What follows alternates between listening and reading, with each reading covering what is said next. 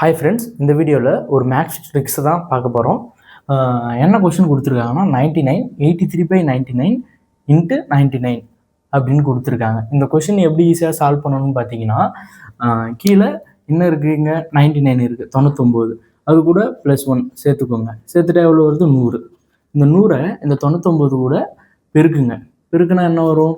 9900 இதான் வரும். இப்போ என்ன பண்ணணும்னா, இந்த 99ஐயும் 83ஐயும் டிஃப்ரென்ஸ் கண்டுபிடிங்க. எவ்வளோ இருக்குது? 99 - 83 என்ன வருது?